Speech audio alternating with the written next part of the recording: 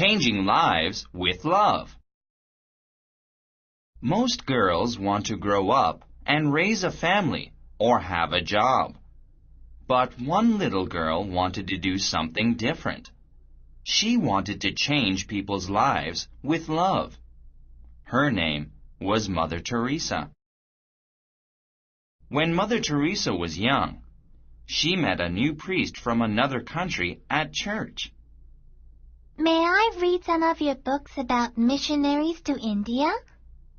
Of course you may. Here they are. She read the books over and over, and she was touched by the books about caring for others. The books made her think about caring for poor people in India. When Mother Teresa was 12, she asked God if she should go to India to help people as a missionary. She prayed about this for 6 years. I have talked to my mother and my sisters about this. I have prayed a lot too.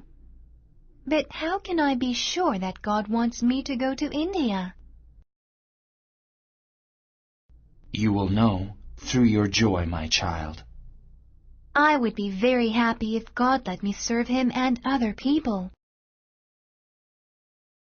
Soon, she went to Dublin to learn English and to be trained as a nun. Then Mother Teresa was sent to India. There she learned to speak Hindi and Bengali. She was saddened by the way most people lived in India.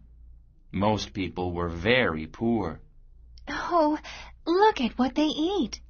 How can I help them? So many people are poor here. She worked very hard to help the poor people. She also taught children in the classroom. After a while, she became the principal of a high school. God, I know that being a school principal is an important job because I can help the poor children by being a teacher. But who takes care of the poor people who live in the streets?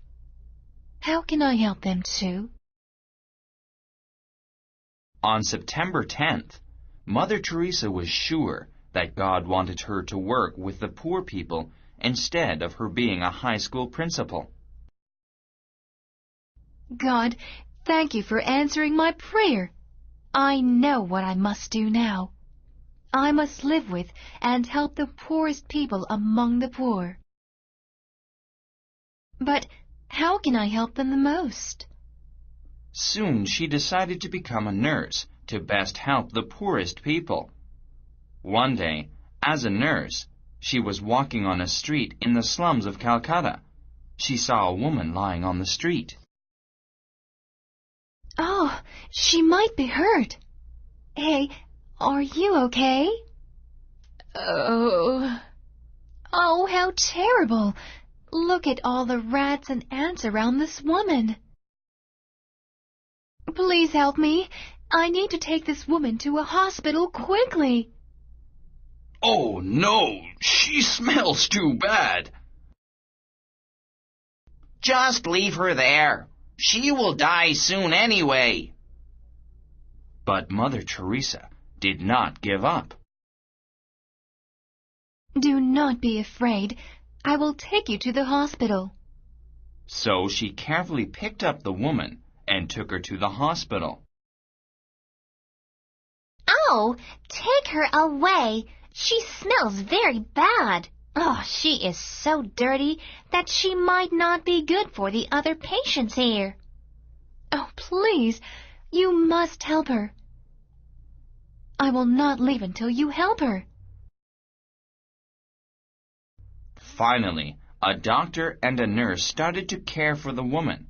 They did their best, but they could not make the woman well.